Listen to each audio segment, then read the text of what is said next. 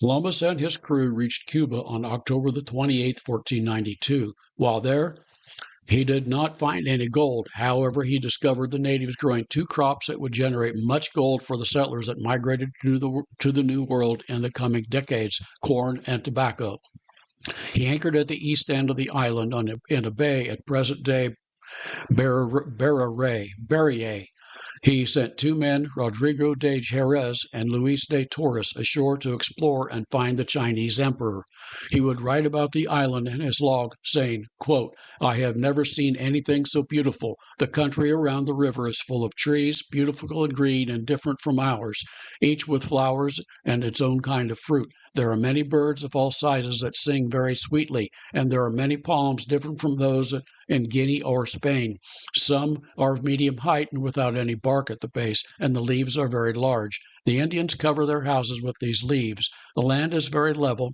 I took the small boat ashore and approached two houses that I thought belonged to the fishermen. The people fled in fear.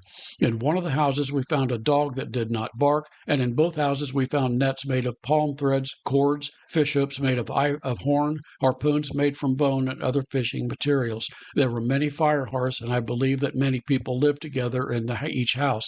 I ordered that not one thing be touched, and thus it was done." Unquote. Columbus would first encounter corn or maize on November the 5th, 1492. The grain crop that Americans call corn is many different types. These include dent corn, flint corn, flour corn, popcorn, sweet corn, waxy corn, and pod corn. Mystery shrouds the origins of corn or maize.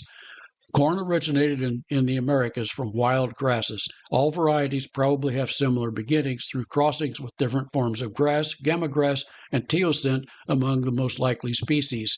These crossings probably occurred naturally, forming the first primitive maize varieties. Archaeologists have found corn pollen in soil samples from soils 200 feet below Mexico City, Mexico, that are 80,000 years old.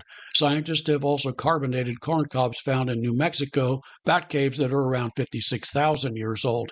Most historians think that the first maize varieties originated in the Tehuacan Valley of Mexico. The original wild forms of maize have become extinct.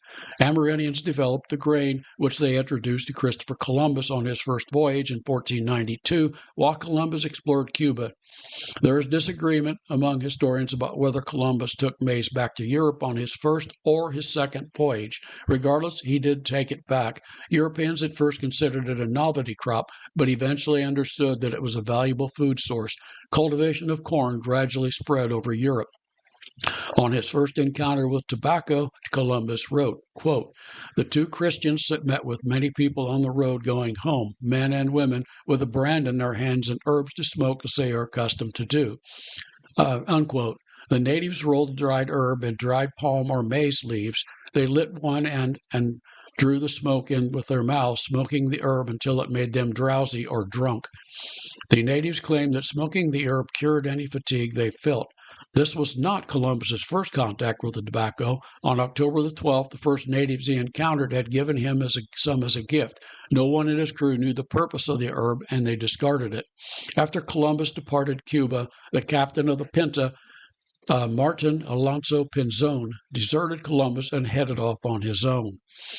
This episode is based on my book, Colonial American History Stories, 1215 through 1664. The articles in the book relate much more detail about the events. The book is the first in a 7-volume series. It includes almost 300 history stories presented in a timeline that begins in 1215 with the signing of the Magna Carta to the printing of the first Bible in colonial America in 1664. A visit to my website, www.mossyfeet.com, will provide sample chapters excerpted from each of my 130 titles, as well as links to purchase the books at Amazon, Barnes & Noble, Apple, and many other online book retailers. While you are on the site, please subscribe by registering your email address in the subscribe button. When I post something, usually about 3 to 5 times a week, you will receive an email. The posts include podcast episodes, YouTube videos, as well as other content, including the publication of when I put out a new book. You can also purchase the book direct from me. Residents of southeastern Indiana can find my book in Batesville at the Walnut Street Variety Shop on George Street. This podcast will also appear in video format on YouTube on the Mossy Feet Books channel. You can subscribe to the channel for more great content. I hope you enjoyed this podcast, and thank you for listening.